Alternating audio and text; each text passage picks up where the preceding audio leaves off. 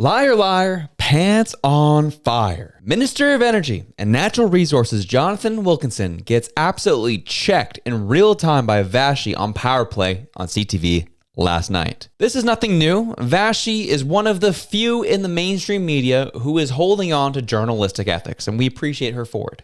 Checking anybody that comes into the hot seat on her show. Doesn't matter what party you are. Doesn't matter what you're doing. She will always ask you the tough questions. In this scenario, with Mr. Wilkinson, it was no different. He is currently on the Trump negotiations for the dealing with the tariffs down in Washington, D.C., and he was kind of relaying what was happening on the ground, what was going on, and what Canada needs to do in response when it comes to exporting our energy. Some projects they need to expand upon, then some things they need to try, and some things they need to really expand on oil and gas. And in this case, and when he was expanding on these issues, Vassy kind of checks him and says, whoa, that's kind of a departure from what your government has been advocating for the past handful of years.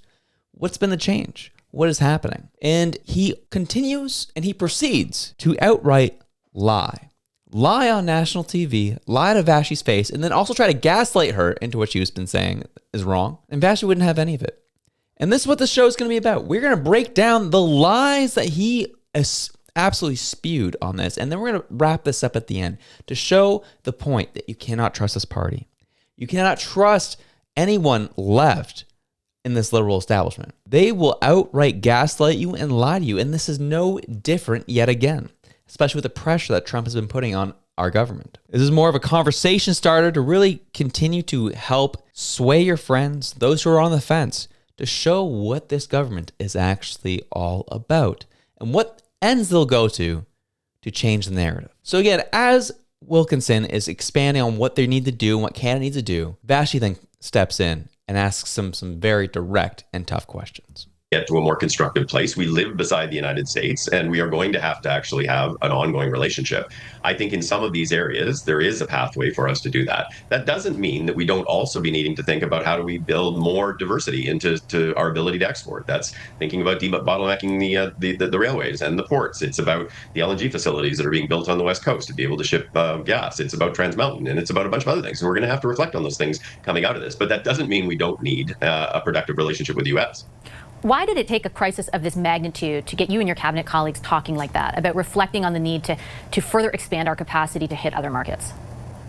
Well, look, I mean, we have been expanding our capacity to hit other markets. Our country actually is perhaps the only G7 country that has free trade agreements with virtually all of the other advanced economies.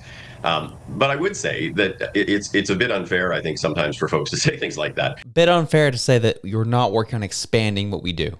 It's a bit unfair. And so I'm waiting for, in this point, him to say, yeah, this is what our government has done. No, get ready for what he actually answers with. It's a bit unfair, I think, sometimes for folks to say things like that. The first free trade agreement was signed in 1988 by Prime Minister Mulroney, and we've gone through decades of periods of time where there was a political consensus in Canada that working with the United States was a good idea because they were a reliable and trusted partner. We're now dealing with a president that obviously behaves differently than the presidents that came before him, and it behooves us all to reflect on what we need to do to ensure that we actually are not as vulnerable as perhaps we have found ourselves to be. But my goodness, I mean, this president is very different from every president that came before, and the partnership has been a strong and a useful one for Canada. And I certainly understand that point. And I think that's true of a lot of Canadians, right? That we sort of relied and thought that would be a stable relationship for a long time. But your government isn't supposed to be just the rest of us living our daily lives. You're supposed to be thinking about the future. And with great respect, like I've interviewed you a number of times, I don't think anyone would describe you as a champion for building infrastructure to get our product to other markets. Even TMX, the one thing your government spent a ton of money on, did invest to do exactly that, barely a peep when it opened up. It was difficult to get an interview with anyone to publicize that fact. I think of LNG, for example, and the interviews we've done on that. A quote from you just a number of months ago: the government is opposed to using government money to fund inefficient fossil fuel subsidies. We're the first country in the world to actually do that. We are not interested in investing in LNG facilities. Now it appears that you and your government have had a big change of heart. Why should Canadians trust that? Are you actually genuine about it? Great challenge by Vassy there. Great challenge. Pulls up the quotes, pulls up the receipts, calls him out on it, challenges him on it, and asks the direct question: what has been the change? Can we trust you on the change? Because you said you've been against these projects in the past, but now you're saying you're promoting them. What has changed? Instead of being a man of integrity and say, yeah, we were wrong on that, we need to start investing back into some of these fossil fuel projects. No. What does he do? he tries to gaslight and lie his way out of it. With due respect, Vassy, a number of the things you said there are actually just not true. Certainly, I did champion the Trans Mountain Pipeline, and it actually does exit just adjacent to my riding. So it was certainly something that I worked very hard to explain to British Columbians. So that's line number one. I actually did promote that project. I did promote TMX. I was all over it. It actually goes adjacent to my riding. So I was, of course, explaining that to British Columbians and why it was beneficial. Did you?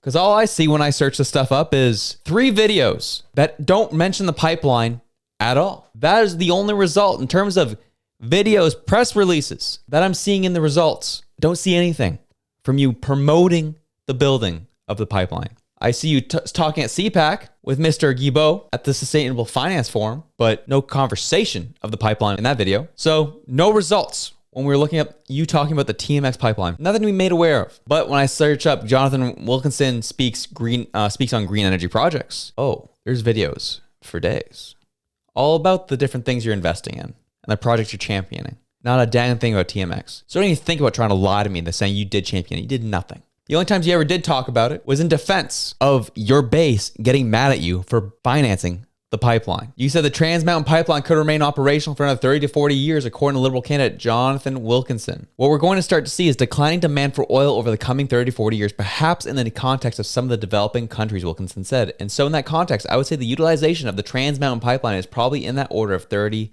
to 40 years. These are the only results we can find of you talking about the pipeline. It's not championing it. It's not advocating for it. No, it's you on the defense trying to convince your base that this was an okay thing to do. And you talk about how you're going to take the proceeds of what you make off this to invest in green technology. That's all you said about this. So are we to actually believe you? Clearly you lied right there. Now let's move on to line number 2. Explain to British Columbians. In terms of LNG, I mean, we have been supportive of LNG. The LNG Canada 1 is going to be starting up very soon. Wood fiber is being built. Cedar is very close to moving ahead. We are having active conversations on LNG Canada 2. Those all have been important things. That doesn't mean that in the context of building fossil fuel infrastructure, you get to conveniently forget about climate. You have to do this in a manner that is consistent with Canada doing its part with respect to climate change. At the end of the day, climate doesn't just magically go away. You have to do these things together. And I have been very long a champion for doing that. And I think if you ask folks in the oil and gas sector, they would tell you that. Line number 2. I've always been an advocate for LNG. We need to build these things. I've been a champion for it. Ask anyone in the oil and gas sector. Okay, literally, March 31st, 2024. Fed's not interested in investing in LNG facilities, Energy Minister says. We've been long on this for a long time. Yeah, no, you've been trying to kill it for a long time. Energy and Natural Resources Minister Jonathan Wilkinson says the federal government is not interested in subsidizing future liquefied natural gas projects, including the electrification of projects currently in the works. And this is the audacity of it all. And this is something that Vassy then calls out later in the interview. In an interview with CTV Question Period host Vassy Kapelos airing on Sunday, Wilkinson said those investments are up to the private sector. The government is opposed to using government money to fund an inefficient fossil fuel subsidies. We're in the first country in the world to actually do that. We're not interested in investing in LNG facilities. That's the role of the private sector. They need to assess the business case and make the investments, said Wilkinson. So the audacity to actually go on her show, say those words to her, and then turn around almost a year later saying, I didn't actually say that. We've always been promoting LNG projects. You've said you've not been interested in moving forward on that.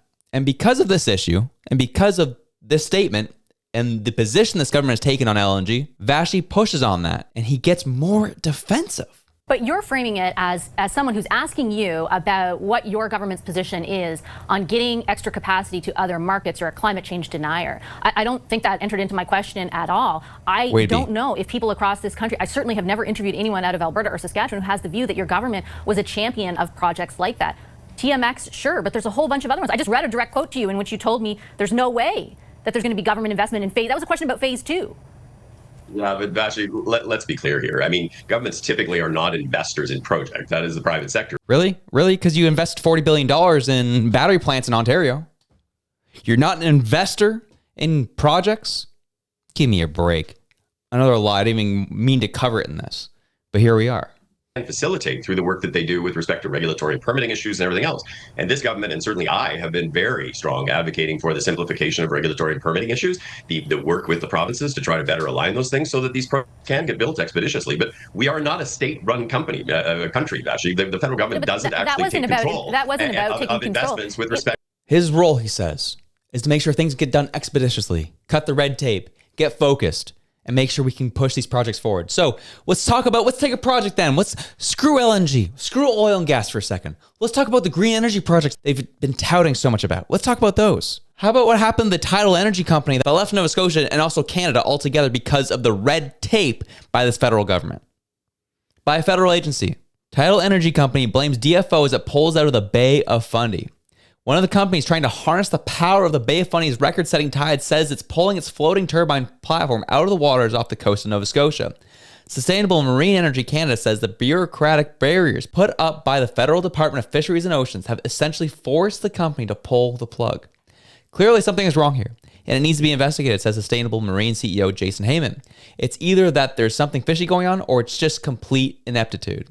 Heyman says the company put $60 million in 5 years of work into its turbines, which were the first to successfully put power into the grid in Canada. Now he accused the DFO of standing in its way, and they left this country altogether.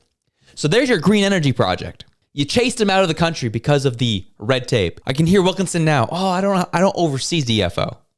I don't care. You oversee the natural resources and energy. This is a part of that project. Using sustainable energy, using sustainable practices to produce energy. You claim to remove red tape. You claim to not get in the way. You claim to make things get these projects done expeditiously. This is even an oil and gas project. This was the green projects you've been touting forever and a day, saying this is the new Canada, this is the new future. And yet chasing the companies who are trying to do something out of this country, who did put in $60 million worth of money and 5 years worth of time, and you chased them out. And you expect us to believe you? Please.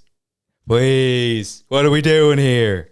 And again, the lies persist throughout this interview. And I love that Vassy continues to press and push and makes this thing very, very uncomfortable for him. But this wasn't a question about whether or not you're going to fund an LNG facility. I take your point on that, most definitely.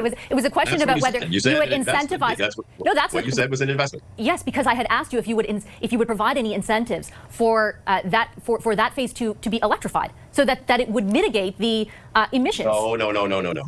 You asked about an investment in the facility. We certainly have been working actively on the North Coast transmission line, which could be actually a way to electrify LNG Canada too, but also to actually open up a whole range of other things, including critical minerals mines. That's been ongoing, and that discussion's been ongoing for. We want to electrify the LNG project. You literally said a year ago, we're not interested in subsidizing future liquefied natural gas projects, including the electrification of projects currently in the works. The lies are just insane on this. Insane. Oh no, we're talking about the electrification. Oh no, we do want to fund the electrification. Like, he can't even keep up with his own lies. She pushes him and presses him so hard. There is flat out 4 or 5 egregious lies in this interview. And I love that Vassy's like, how can anyone trust you? You guys have taken such a huge 180 on this. Now you're expecting Canada to trust you on these projects, trust you to take care of the relationship with Trump. This is not something you've been taking seriously at all. So what's the point? This interview is a microcosm of the general issue with this governing party. The fact they will outright lie, even though we have the receipts, we have the internet, we have ways to debunk everything they said, and they proceed to lie and try to gain favor with the Canadian population. They cling on to power. They're hoping you'll forget about everything, and they'll change your mind. We can never let them forget. And that's why I like doing videos like this, to dig deep into some of these things that they just are touting, just out with their full chest, lying to us.